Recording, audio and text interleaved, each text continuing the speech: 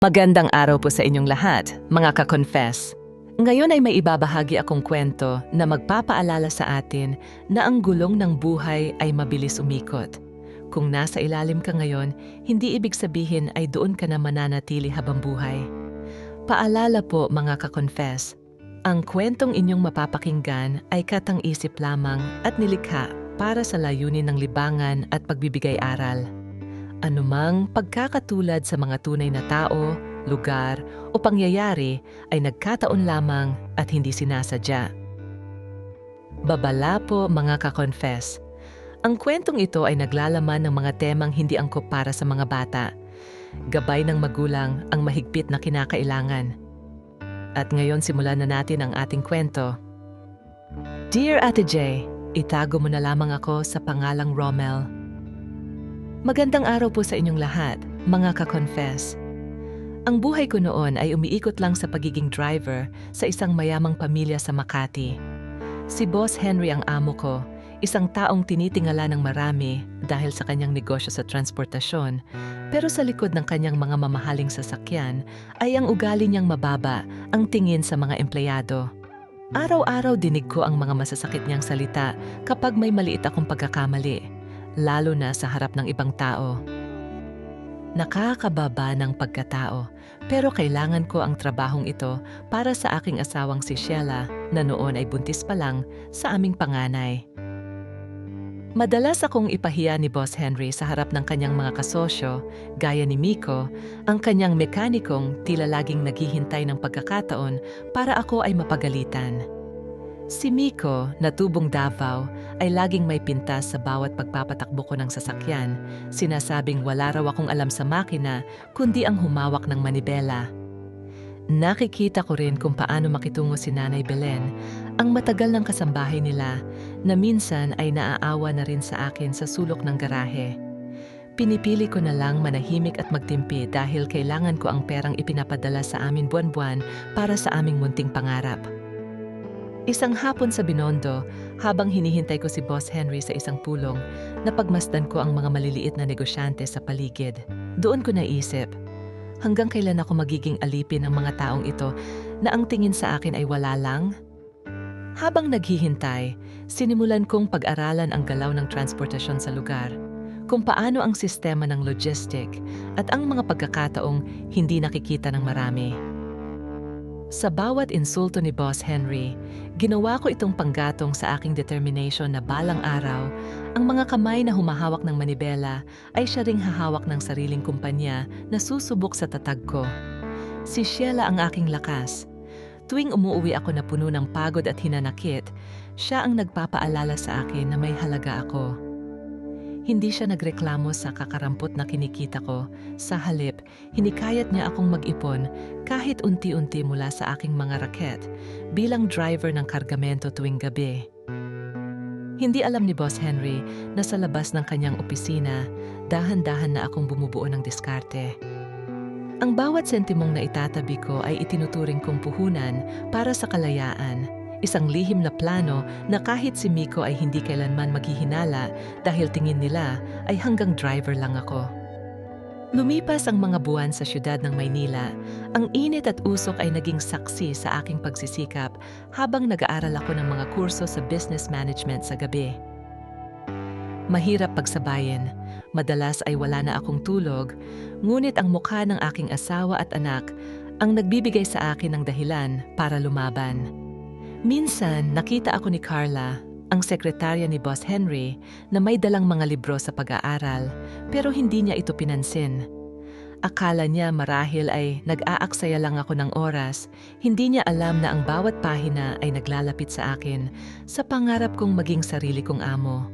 Sa mga pagkakataong nasa probinsya kami para sa negosyo ni Boss Henry, tulad sa Cebu o Davao, ginagamit ko ang pagkakataon para makipagkilala sa mga supplier. Dahan-dahan natututunan ko ang pasikot-sikot ng pagpapatakbo ng mga truck at ang kahalagahan ng tamang koneksyon sa industriya. Hindi ako nagpahalata. Nanatili akong tahimik at masunurin, ang perpektong driver sa mata nila. Ang pagtitiis ko sa bawat pangmamaliit ay nagsisilbing aral na hindi ko dapat kalimutan pagdating ng panahon na ako naman ang nasa itaas. Ang bawat insulto ay isang hakbang patungo sa pagbabago ng aking kapalaran. Isang gabi, matapos ang isang matinding komprontasyon kung saan pinalayas ako ni Boss Henry sa loob ng sasakyan dahil lang sa maling ruta, napagtanto ko na tapos na ang panahon ko bilang tauhan. Umuwi ako kay Sheila at sinabi kong ito na ang huling araw ko sa ilalim ng kanilang pamumuno. Nag-ipon na ako ng sapat na puhunan, hindi man malaki, ngunit sapat para magsimula ng sariling maliit na serbisyo ng transportasyon sa aming bayan. Ang bawat pagtulo ng pawis at luha ko noon ay magiging pundasyon ng aking bagong buhay, kung saan hindi na ako kailanman muling tatapak ng kapwa. Ang mga araw na yon ay puno ng kaba ngunit mas higit na puno ng pag-asa para sa aming pamilya. Iniwan ko ang trabahong iyon nang hindi man lang nagpaalam sa paraang ipinapangarap ni Boss Henry. Hindi na ako humingi ng saklolo o pag-unawa, bagkus ay umalis ako ng may dalang mga aral na hindi matututunan sa loob ng marangyang opisina. Ang kalsada na dati ay nagsilbing landas ko para paglingkuran sila, ay siya ring magiging saksi sa aking pagbangon. Dito sa simula ng aking paglalakbay, baon ko ang pagmamahal ni Sheila at ang pangarap na balang araw ay marating ang tuktok ng tagumpay. Makalipas ang 5 taon, ang dati nating driver na si Rommel ay hindi na nakikilala ng marami dahil sa tagumpay na kanyang narating. Mula sa isang maliit na garahe sa probinsya, ang aking kumpanya na R Transport Logistics ay naging isa na sa pinakamalaking kumpanya sa bansa na nagbibigay ng serbisyo mula Luzon hanggang Mindanao. Ang mga truck ko ay makikita na sa mga pangunahing daungan, dala-dala ang mga produktong dati ay pinangarap ko lang ihatid. Si Sheila ang naging katuwang ko sa pagpapatakbo ng aming negosyo. Ang siyang nag-aayos ng aming pananalapi at nakakasiguro na maayos ang lahat ng operasyon. Hindi naging madali ang landas patungo rito, lalo na noong nagsisimula pa lamang kami at walang naniniwala sa aking kakayahan. Marami ang nag-akala na ang perang ginamit ko ay galing sa illegal na paraan. Ngunit ang katotohanan ay galing ito sa matinding pagtitipid at tamang diskarte. Ang mga dati kong kasamahan sa kumpanya ni Boss Henry ay hindi akalain na ang lalaking dati ay kanilang minamaliit ay siya na ngayong may hawak ng malaking bahagi ng transportasyon sa bansa. Iba ang pakiramdam ng tagumpay kapag alam mong galing ka sa baba at hindi mo kailangang tapakan ng iba para marating ang iyong pangarap. Isang araw, nakatanggap ako ng balita na ang kumpanya ni Boss Henry ay nalulugi na dahil sa maling pamamahala at mga utang. Hindi na ito ang kumpanyang kinakatakutan ko noon, kundi isang nalulunod na barko na naghahanap ng huling kapit. Nakakalungkot na isipin na ang taong dati ay tinuring kong hari ay ngayon ay nagmamakaawa sa mga bangko. Marami ang nagtatanong kung tutulungan ko ba siya dahil ang kumpanya ko ang isa sa mga pangunahing kakumpetensya na unti-unting sumasakop sa kanyang mga dating kliyente. Ito ang pagkakataon na hinihintay ng marami sa aking mga tauhan para sa paghihiganti. Napag-alaman ko na si Miko, ang dating mekaniko na laging nangmamaliit sa akin, ay kasalukuyan pa ring nagtatrabaho sa kanya at hindi alam ang gagawin. Si Nanay Belen, na minsan ko nang naging kaibigan sa loob ng bahay nila, ay nagmensahe sa akin para humingi ng tulong para sa kanyang amo. Ramdam ko ang bigat ng sitwasyon dahil ang nakaraan ay laging bumabalik para subukin ang aking pagkatao at prinsipyo bilang leader. Hindi ko akalain na darating ang araw na ang taong nagpaalis sa akin ng may panghahamak ay hihingi ng tulong sa akin para sa kanyang kaligtasan. Si Carla, ang dating sekretarya, ay lumapit sa akin sa aking opisina sa Makati upang makiusap na bumili ng mga natitirang asset ni Boss Henry. Kitang-kita ko sa kanyang mga mata ang pagod at ang kahihiyang nararamdaman niya sa sitwasyong kinakaharap nila ngayon. Hindi siya ang babaeng nakilala ko noon na laging nakataas ang kilay. Ngayon, siya ay nagmamakaawa na para sa trabaho ng mga empleyado ni Boss Henry. Napagtanto ko na ang kapangyarihan ay pansamantala lamang at ang tunay na lakas ay nasa pagtulong sa iba kahit na sila ay naging masama sa iyo dati. Ang aking desisyon ay hindi naging madali dahil sa dami ng alaala ng pang-aapi na aking naranasan sa kanilang mga kamay noon. Ngunit naisip ko ang aking mga anak Ayaw kong lumaki sila na nakikita ang kanilang ama na nagiging mapaghiganti at malupit gaya ng aking amo. Ang pagiging matagumpay ay hindi nasusukat sa kung gaano karaming tao ang iyong napabagsak, kundi sa kung ilang buhay ang iyong naiahon mula sa kahirapan. Kinausap ko si Sheila tungkol sa aming susunod na hakbang at pareho kaming sumang-ayon na gawin ang tama ayon sa aming konsensya at prinsipyo sa buhay. Habang iniisip ko ang mga plano, naaalala ko ang mga gabing umiiyak ako sa garahe dahil sa pagmamaliit ni Miko at Boss Henry.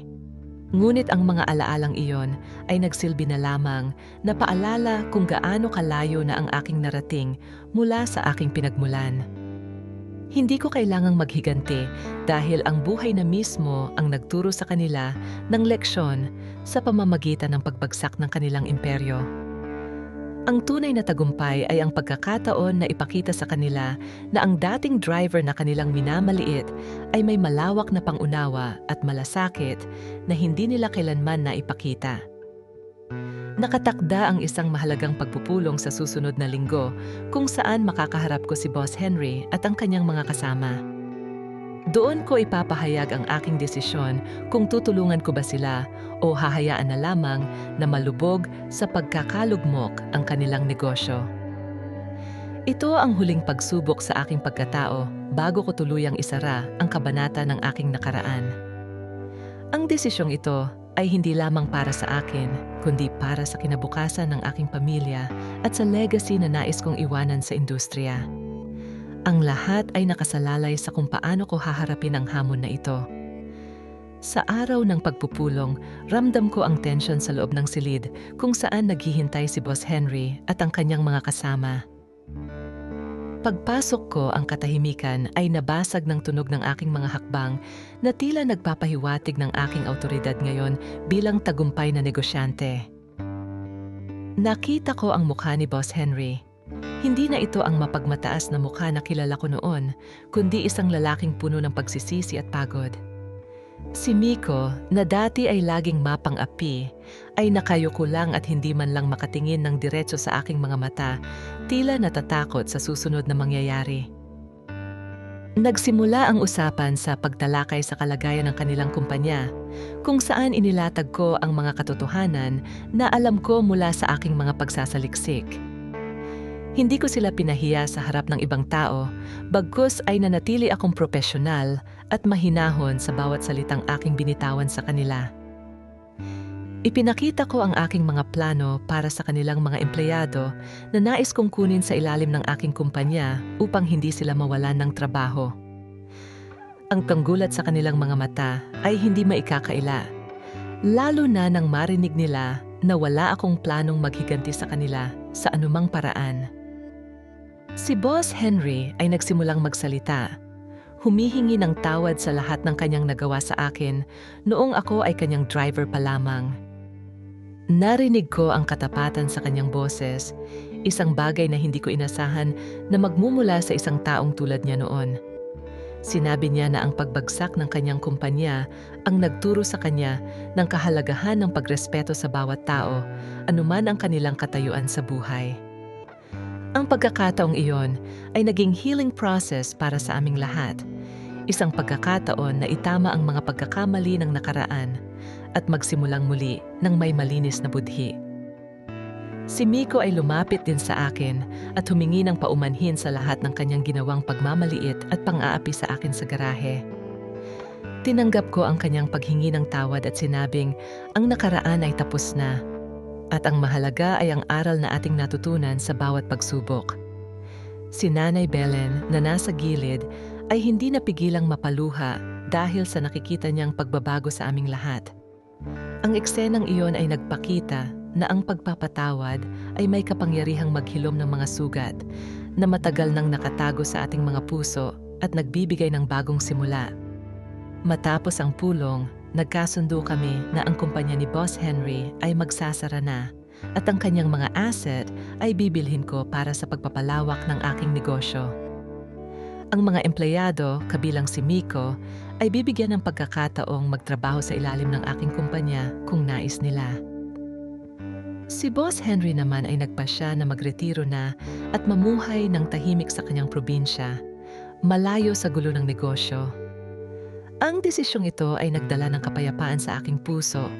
Alam kong ginawa ko ang nararapat at ang lahat ay masaya sa kinalabasan ng aming napagkasunduan.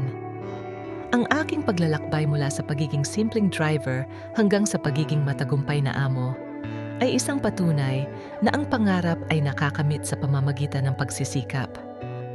Hindi ito madaling daanan, ngunit ang bawat hirap ay may kaakibat na biyaya kung tayo ay magpapatuloy sa kabila ng lahat. Kasama ko si Sheila sa bawat yugto ng aking buhay at siya ang aking sandigan na hindi nagbago mula noon hanggang ngayon.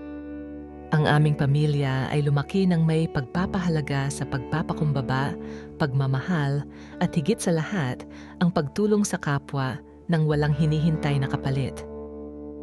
Ngayon, kapag tumitingin ako sa salamin, nakikita ko ang isang lalaking hindi nakalimot sa kanyang pinagmulan kahit na siya ay nasa itaas na.